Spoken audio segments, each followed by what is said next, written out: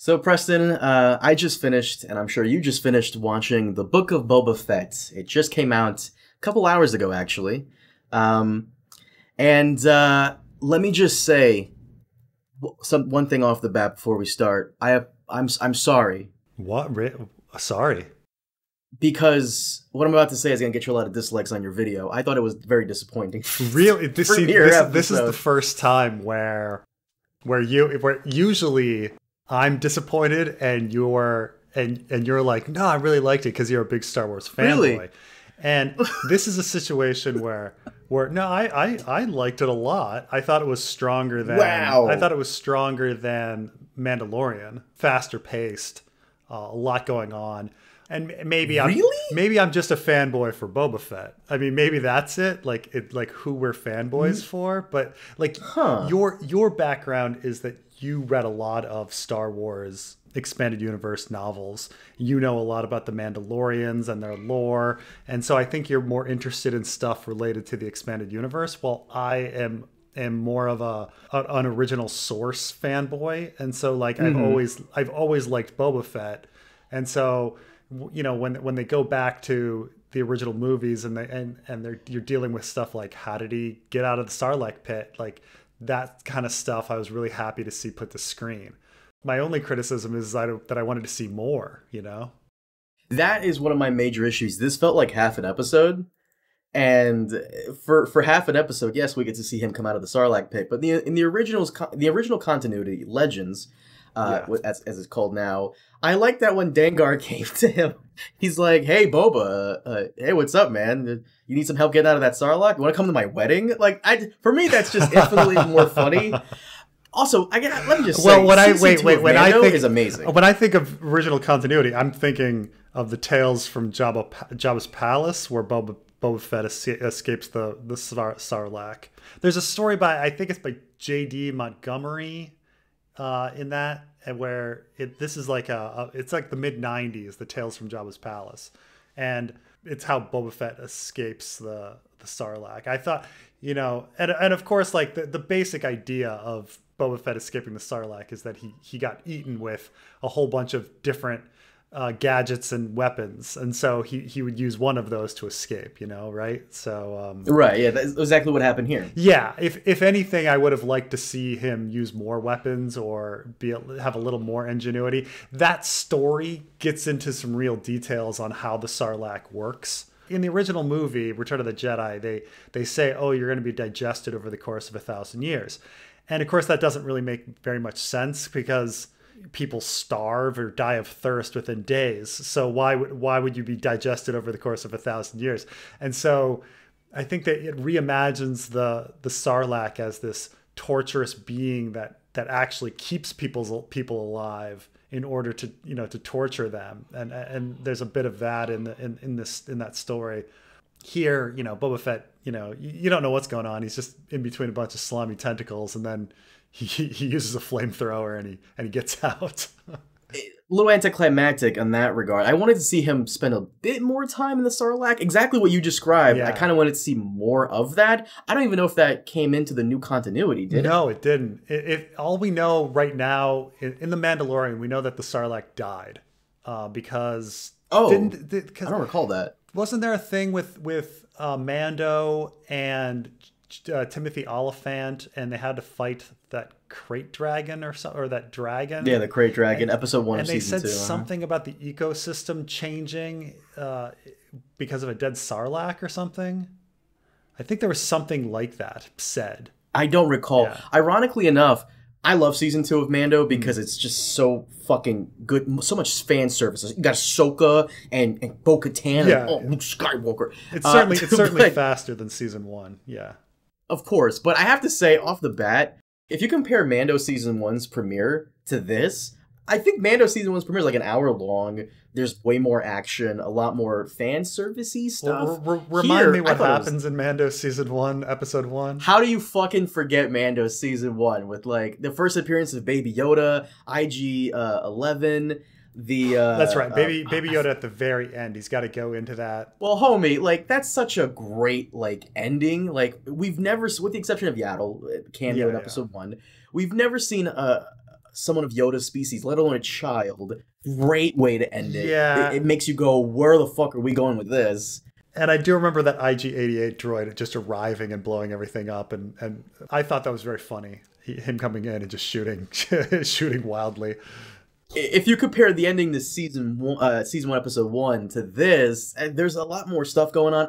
Werner Herzog, I believe that's the actor's name. Bounty hunting is a complicated come on. Yeah. It's just so much going on in Mando. Had I redone this episode, I did like the episode, and Carmine first texted me, and he was like, finish the episode meh, and I was 15 minutes in, and the first 15-20 minutes of the Book of Boba Fett is pretty exciting, because that's the actual Sarlacc stuff, and it's just ridiculous, the Sarlacc stuff, and then the Jawas, and then getting beaten up by the Tusken Raiders. I think it slows down when all of a sudden he's captive by the Tusken Raiders, and he tries to escape, and they bring him back, and then he's got to search for water, and it slows down significantly. If I had to redo the episode, I would have the whole episode be him escaping from the Sarlacc pit. I just think it was a very memorable story, the one from Tales from Jabba's Palace. I think it's one of the most famous expanded universe kind of stories, and I think they could have extended that out. Did you forget what Kathleen Kennedy said about how doing new Star Wars stories is kind of difficult because there's nothing that came before, and it's difficult to really take material from anything? Remember when she said that? I don't know. I mean, I don't really pay attention. She said that. She said how there's almost no material that came before to really build off on, which is clearly not true. Yeah, no, it's true. I mean, there's so much expanded universe stuff that you can steal from. A lot of good ideas, a lot of bad ideas. But sift through it. Grab the good ideas. There's a lot of, you don't need to have, force repelling beings, lizards from the Thrawn trilogy, but those are some of the bad ideas, but you can take some of the good ideas. Like I say, like the story about the Sarlacc was a really good story. You could have made that at least into a full episode where he's like, imagine him like climbing around that slime and coming upon like people that have been swallowed in the past. Mm-hmm. They could have had all of the other people that were thrown down on Jabba's barge. He could have come into contact with them. For some reason, he finds a stormtrooper. I don't know why a stormtrooper would be out there, but okay. He could have run into all sorts of different characters in there, slithering around, and then finally getting out. I mean, that would have been a neat episode. Well, here's my gripe with it. You're gonna do a premiere episode to like a new IP, not a new IP, but like a spin-off. After coming off the heels of Mando season 2, where you had fucking Ahsoka, Bo-Katan, Luke Skywalker, you really needed to knock it out of the park. Mando season 1, episode 1, kind of did that. There was a hook at the end of it, and the hook was Baby Yoda. What the fuck is this? What's the hook here? Yeah, I mean, you're right that the episode could have ended better. But that doesn't warrant enough. Another problem is, why does Boba Fett want to be a fucking crime lord all of a sudden? Like, it's true. And why does he have all of this honor? Like, that's not the Boba Fett we knew. Like, but we don't know much about the original Boba Fett, but we know, like, he was orphaned. He was known for disintegrations. He was known for being like a kind of a fuck up, right? Like those are the kind of, right? Like everybody thinks he's really cool, but then he's a fuck up, right? Like, and so that's kind of what we know about him. And then in here, all of a sudden he has all this, like, he's so moral, like he's not killing people right and left. Like, why not? I thought the whole thing was that he's a badass, right? But hopefully maybe they'll explore that on how he became. That's the thing, is there's so many, he has such a long life that they can flash back to so many points in his life, if they wanted to. Well, you think the first thing... So this is I have to point this out. So him escaping the Sarlacc, that's easily like maybe a couple of days after Luke and Leia and Han kill Jabba and leave Tatooine. So in Mando, that's like 5 to 7 years after Return of the Jedi. So I get that they have to fill that gap, but the episode itself really should have been an app. It really... Not to mention, if you notice, if you saw a lot of the trailer, a good chunk of what we saw in the trailer was in this first episode. Not all of it, but a good chunk of it. Yeah. Oh, okay. Now, I mean, moving on, because like I said, I loved the Sarlacc scene. I wanted more of the Sarlacc scene. I wanted him. I kind of liked the beginning, how it was just one travesty after the next. Like, oh, now this happens. Now this happens. Though I feel like they were just doing it. I feel like they were just doing it to do check boxes. They're like, okay, he has to get out of the Sarlacc, and we know that he has to lose his armor because Timothy Oliphant has to get it, right? So we got to go check, and then we're into the story, which is weirdly him gaining the respect of a Tusken Raider tribe. So we'll see where that goes. But I would have extended out the Sarlacc battle and made it into a longer thing. I liked the Sarlacc thing quite a bit, and so I would have had that more. And maybe I'm just thinking too fondly upon Tales from Jabba's Palace, but then they flash forward, and his sort of him and Ming-Na Wen are going around trying to gain respect of the people of Mos Espa. I liked their battle in the street. I thought it was well choreographed. I liked their parkour scene. Why not? I mean, and why not? It was fine. That was good. I liked all that. That was exciting. Some of I don't know why the actors seemed out of place. Maybe it's the American accents that you just expect everyone in Star Wars to have British accent or something like that. Some sort of British accent, yeah. Maybe they didn't seem gritty enough. I thought some of the makeup was great. I thought the Gamorrean guards looked fantastic, but then everybody that's of the species of the tentacle heads, the Twi'leks. Is that it? The green dancing girl from Return of the Jedi.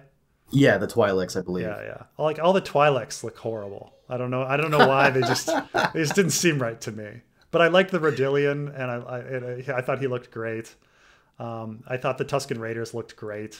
I thought a lot of it was really great. It was just, but I agree with you that it slows down a bit, and it doesn't end as well as it starts. Once again, controversial opinion here. Unpopular opinion.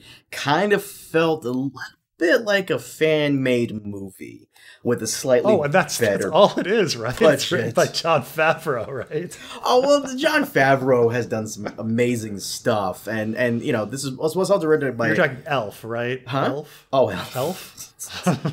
or are you talking? We don't talk about Elf. Are you talking Iron Man? Iron Man, yes, of course.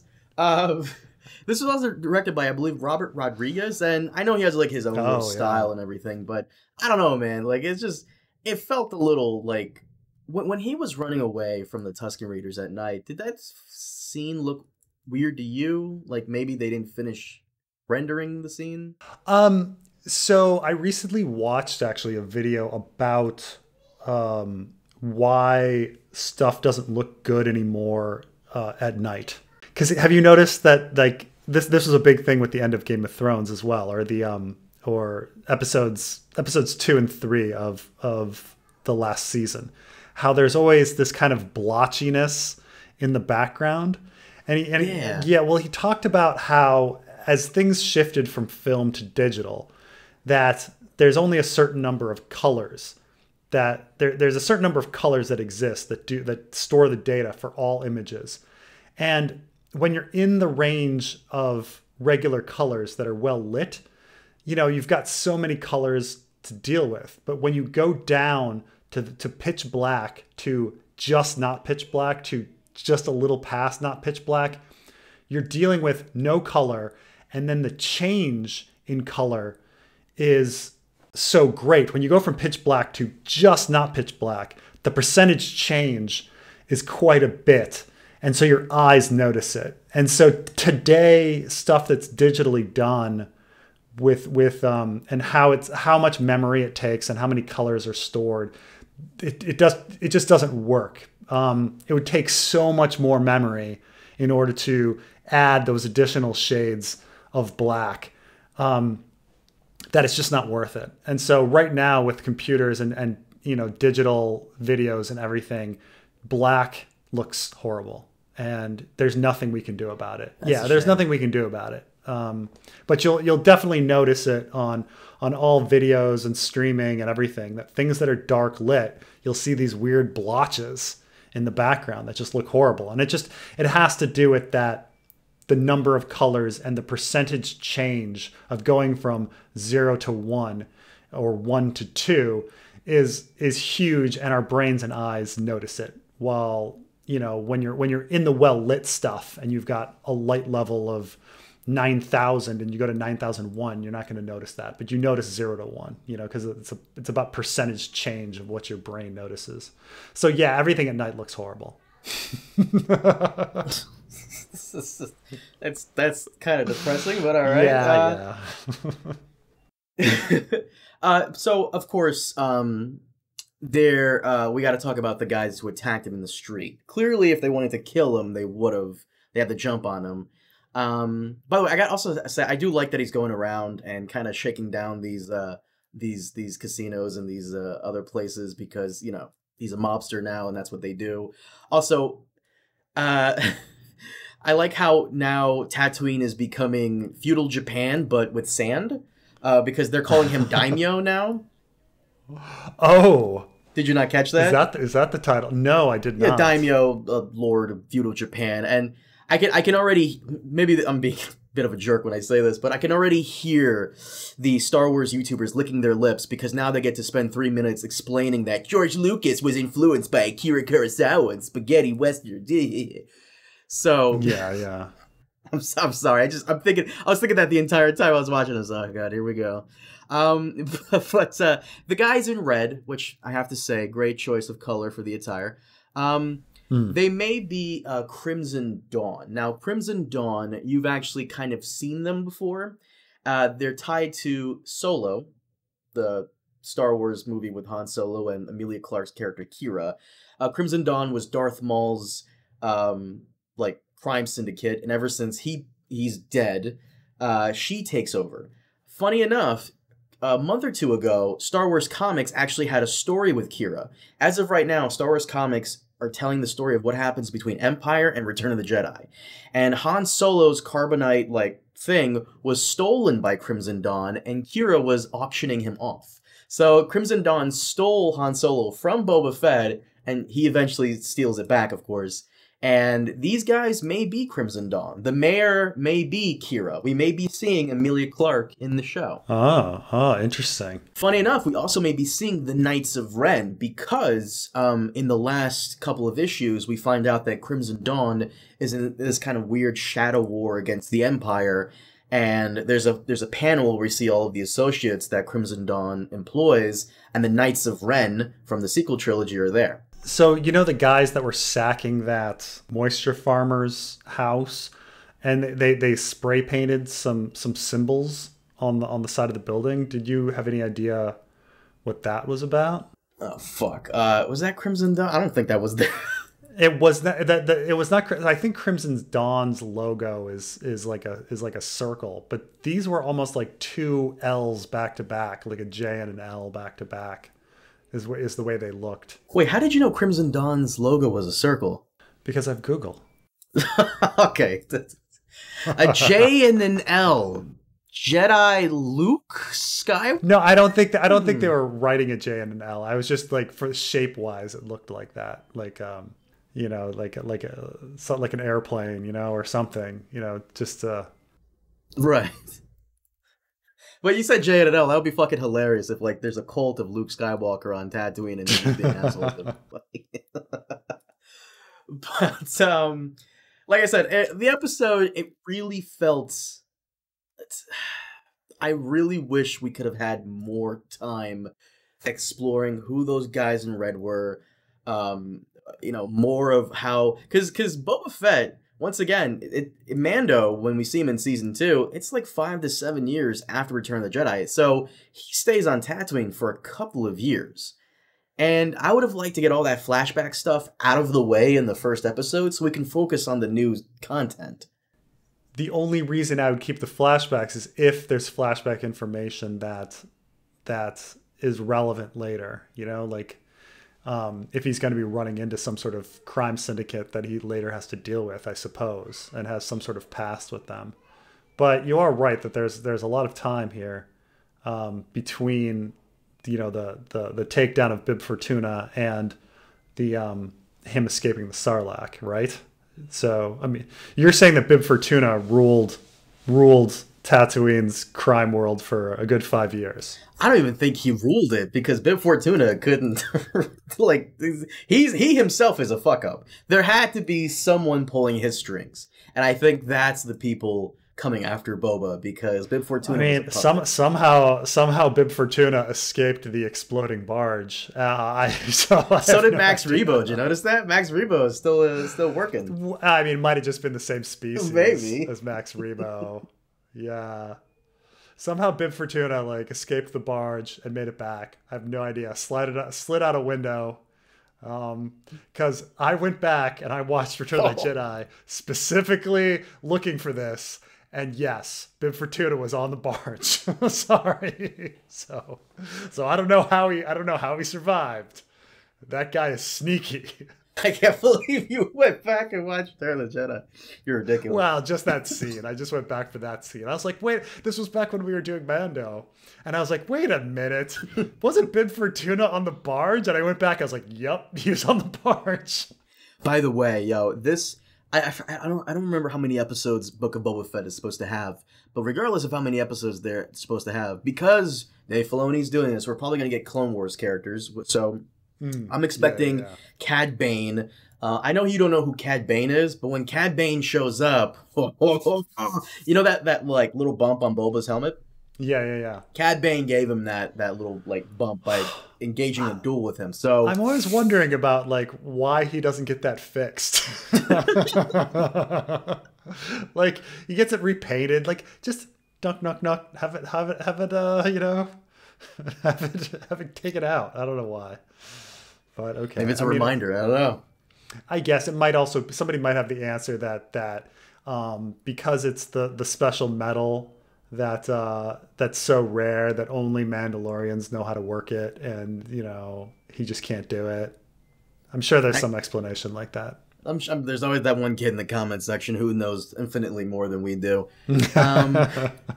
But no, like after Mando season 2, we got all those insane cameos. I'm expecting cameos up the wazoo, and the main guy I want to see is Han Solo. We have to see Han Solo. You have to top Luke with Han. I mean, you want him played by the guy from Solo. There's another guy who looks more like Harrison Ford, and it's a fucking shame he never got that role. Alden Ehrenreich. Let me see. Isn't Alden Ehrenreich the guy who was in Solo? Yeah, that's what I'm saying. Would you rather have No, not him. If Han Solo shows up, would you rather him played by him, or would you rather have digitally recreated Harrison Ford? Oh, digitally. We gotta digitally recreate this fucking guy. I hate digital recreations. Oh god. What? Oh wait. So you know how Luke kind of looked a little at the end of Mando season 2? As all digital recreation people look. I mean, I have good news. Yeah. I have good news for you and everybody who didn't like that. So apparently there's this one guy, I forgot his name. There's this YouTuber who would go and actually fix these up. And Lucasfilm saw him doing this and they hired him. So he's with them now. He's been with them for like over a year. So he should be on top of this. But there's another guy who kind of looks like a... It was not the Corridor Crew. No, not them. But there's another guy who kind of looks like young Harrison Ford. I forgot his name. Fuck, that's gonna bother the shit out of me now. But I would find it funny if like Han Solo shows up in Book of Boba Fett and everybody's like, oh, it's everybody in the is just going crazy about it, and Harrison Ford doesn't even know, doesn't even care, and then someone asks him a couple months later. I mean, he would be high. It doesn't matter. Someone asked him a couple months later, hey, so how was it filming your Boba Fett cameo? He's like, what? I was in that? They were supposed to have killed... Like, he just gets upset. I fucking love Harrison Ford. Yeah, I do wonder how much you have to pay somebody for using their likeness. Ooh, that's right. Maybe that's where all the fucking... the budget for this show went, just to get Harrison Ford. I'm telling you, homie, it looks really... like a fan made film. I'm telling you right now, those masks for the Gamorrean guards looked a little. Really, I thought they looked okay. I thought the Gamorrean guards looked pretty good. I mean, keep in mind, the Gamorrean guards looked horrible in Return of the Jedi, so they looked much better than the Return of the Jedi Gamorrean guards. Yeah, there was a charm to it because it was the '80s, but now I expect more. Yeah, I mean, it's true, but I thought they looked pretty good. I don't know. I guess I wish either Boba Fett or Ming-Na Wen had a little bit more personality, because they're the same character, so you can't. Holy shit, you're right. They're just they're too tough, hard-boiled, badass fighters who have been through a whole lot. I mean, Ming-Na Wen is a little more ruthless, but she's a little rough around the edges, yeah. Yeah, but other than that, they're the same, and you need you need something. You need somebody interesting to add to it. For The Witcher, you need your singer dude, or like you need some sort of foil to it. So I hope that they add some sort of character that's interesting. I do like that she's his correct me if I'm saying this wrong, consigliere to his like mob boss mentality. I mean, they could have. That was what? That was IG-88. They could have had IG-80 or not IG-88. I actually had this toy when I was young, so that pisses me off. The white droid that was talking to him in Jabba's palace. Oh, I know who you're talking about, but I don't know the name. Once again, we'll leave it to that guy in the comment. There's always that one kid in the comment section. I had him. That's the thing. And now I'm totally forgetting him. Well, let me put in White Droid Return of the Jedi. Ah, gosh, God. 8D8. That's it. I think it's 8D8. Who they finally got fixed up or something. I'll take your word for it. 8D8 style droid. I'll take your word for it. By the way, I remember now that there's two droids. There was 8D8 and 99. I feel like you're the only one of the very few people that have this toy. I don't even recall it, but I have to show you this. Hold on. So I found the guy. It's not Aldrin Enright, whatever his name is. This is the guy they should have gotten for young Harrison Ford, Anthony Ingruber. You got to see this kid. He looks exactly like Han Solo. I just heard that. He looks exactly like Han Solo, young, like young Harrison Ford. I mean, you're right. If he had a crooked nose. Harrison Ford has a crooked nose? Harrison Ford has a very crooked nose. What? Yeah. No. Yeah, very crooked nose and a chin scar. Really? Yeah. Look. Bring up Harrison Ford, and you'll and look at his nose. Holy shit! How come I never noticed this? This is the whole. Yeah, because they don't notice it because these actors tend to have good sides, and then they always get filmed from that good side. Who has like famous for having only one good side is Mariah Carey. And so almost every picture of Mariah Carey is from one side. Really? Oh, yeah. I kind of want to look this up, but Mariah, no. I think maybe she had some work done since, but it used to be really funny because you'd see her videos and she'd be dancing and only showing one side of her face, and she'd do a spin and make it so you could only see one side of her face. I think she had some work done to straighten out her face, but it was a point in which she was very insecure about only one side of her face being her good side. And so she would put hair in front of one side of her face. And like in the videos, they would only film from one side of the face. But a lot of actors have this, one side of their face. In fact, Mariah Carey's IMDb has her hair completely covering one side of her face. Or like you look at the cover of the rarities, one side of her face is completely covered with her hair. It's like a very big thing. I never noticed this stuff. I've been watching this fucking guy in Star Wars for years. I've never noticed his crooked nose. What the fuck? Oh, yeah. You don't notice this shit until someone points it out. God damn. Jesus Christ. Anyways, Book of Boba Fett. It's funny. What's funny is that they're so good with this stuff. So you didn't watch Angel, but the actor that played Wesley on Angel, in his last season, he actually had like palsy on one side of his face. Daddy! Oh, I'm sorry. My son has come in here. What's going on? Well, we're not. I'm not live. I'm filming with. I'm now recording with Carmine. Okay. I want to see where Daddy went. Okay, say Daddy. See, that's what he said. Okay. I'll be done soon. You should leave it in. Yeah. leave that in. All right, I'll leave it in. But yeah, but yeah, he had palsy. He had like a complete paralysis on one side of his face. Jesus. And for like a good 3 episodes, it's a fairly common thing that happens to people for various reasons, especially if you've had like surgery or something in the side of your face, because you can hit a nerve and like it completely paralyzes one side of the face. And so he had this for the filming of like the first half of Angel season 5, but it's really hard to notice because they're always just filming him from the side, like he's just talking, and you don't see the other side of his face. It's kind of interesting. Yeah, Mariah Carey. Like, I'm serious. Bring up her music videos, and I'll take your word for it. One side of her face. It's very interesting. I'll take your word for it. But Book of Boba Fett, Book of Boba Fett, pretty good. I thought it was pretty good. Carmine's not so. I liked it better than Mando. I accept and understand and all of the weaknesses that you're putting out. That you bring up. I accept that those are all true. It really felt like they originally intended this to be like an hour premiere, and then someone's like, you know what? Cut it here. Just cut it here. It's fine. You think we should release 2 episodes like we did with Hawkeye and WandaVision? Just cut it here. All true. I mean, it was a bit abrupt. It ended at a little random time. Him winning over the Tusken Raiders is not as incredible as all of the other things he was doing in the episode before that, so